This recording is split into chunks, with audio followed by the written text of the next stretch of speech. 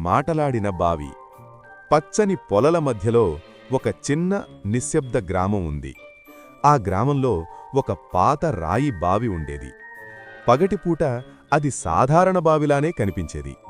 గ్రామ ప్రజలు వచ్చి నీళ్లు తీసుకెళ్లేవారు.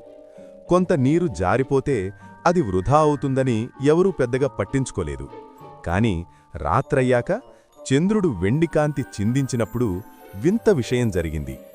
బావి లోతుల నుంచి చిన్న చిన్న గొంతు స్వరాలు వినిపించేవి.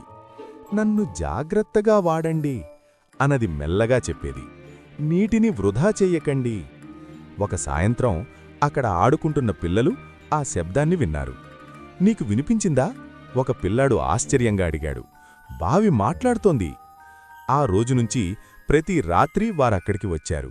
రోజురోజుకు బావి గొంతు మరింత బాధగా మారింది. నన్ను కాపాడండి, లేకపోతే నేను ఎండిపోతాను. పిల్లలు గమనించారు. బావిలోని నీటిమట్టం రోజుకో రోజు తగ్గిపోతోంది. ఇది కేవలం మాయ కాదు, ఇది ఒక హెచ్చరిక అని వారికి అర్థమైంది. ఆ పిల్లలు నిర్ణయించుకున్నారు, ఈ మాటలాడే బావి వెనక ఉన్న నిజం తెలుసుకోవాలి, బావిని కాపాడాలి. తరువాతి రోజు ఉదయం పిల్లలు గ్రామస్తులను జాగ్రత్తగా గమనించారు. కొంతమంది బావి దగ్గర బకెట్లు నింపుతుండగా నీరు పొంగిపొర్లి నేలపై పడుతోంది. కొన్ని చోట్ల నీటి కుళాయిలు తెరిచి అలాగే వదిలేశారు. అప్పుడు పిల్లలకు అంతా అర్థమైంది. ఇది నీటి గొంతు, వారు చెప్పారు.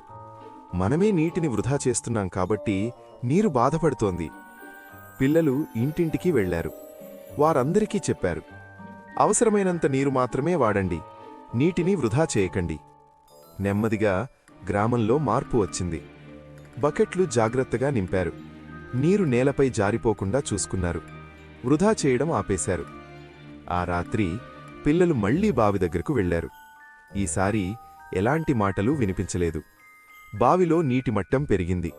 బావి నిశ్శబ్దంగా ఉంది, కాని శాంతిగా ఉంది. పిల్లలు నవ్వారు. బావి మాట్లాడింది, వారు వినారు. నీతి: ప్రకృతి ఎప్పుడూ మనకు హెచ్చరిస్తుంది, మనం వినాలనుకుంటే చాలు. చూసినందుకు ధన్యవాదాలు. ఇంకా మంచి కథల కోసం టైనీ టాడ్లర్ టైమ్స్ ఛానల్ను తప్పకుండా సబ్స్క్రైబ్ చేయండి.